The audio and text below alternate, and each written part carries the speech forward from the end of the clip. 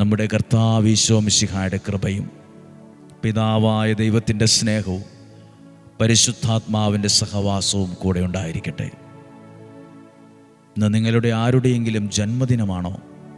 നിങ്ങളെ ഓർത്ത് പ്രാർത്ഥിക്കുന്നു. നിങ്ങളുടെ ജീവിതത്തിലെ നല്ല ഒരു കാര്യത്തിന് നിങ്ങൾ തീരുമാനമെടുക്കാൻ അടുത്തിരിക്കുവാണോ?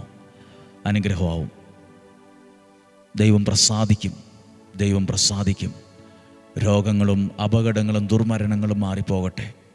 ദീർഘായുസ്സും ആരോഗ്യവും സന്തോഷവും സമാധാനവും ഉണ്ടാകട്ടെ. പരിശുദ്ധാത്മാവ് നിങ്ങളെ നയിക്കട്ടെ. പരിശുദ്ധാത്മാവ് നിങ്ങളെ സഹായിക്കട്ടെ. എല്ലാവിധ തിന്മയുടെ സ്വാധീനങ്ങൾ ഞങ്ങളെ സംരക്ഷിക്കണമേ. ഒരു ദോഷവും വരികയില്ല, ഒരു തിന്മയും വരികയില്ല, ഒരനർത്ഥവും നിൻ്റെ കൂടാരത്തെ തൊടുകയുമില്ല. എൻ്റെ ദൈവത്തെ ഞാനത് വിശ്വസിക്കുന്നു. ഇവിടെ പ്രാർത്ഥിക്കുന്ന പ്രാർത്ഥനകൾ അനുഗ്രഹമാകണമേ.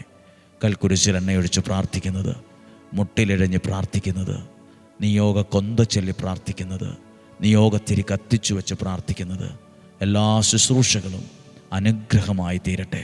ഇന്നും ജീവിക്കുന്ന യേശുവിൻ നാമത്തിൽ പ്രാർത്ഥനയോടെ നിങ്ങളെ അനുഗ്രഹിക്കുന്നു, ഇപ്പോഴും എപ്പോഴും എന്നേക്കും. ആമേൻ. ദൈവം അനുഗ്രഹിക്കട്ടെ.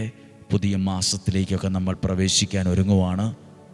സെപ്റ്റംബർ മാസത്തിലേക്ക് ഒരുങ്ങുമ്പോൾ സെപ്റ്റംബർ 1-ാം തീയതി മുതൽ ഒക്ടോബർ മാസത്തെ നിയോഗ പ്രാർത്ഥനയ്ക്ക് ഒരുങ്ങുന്നൊരു മാസമാണ്.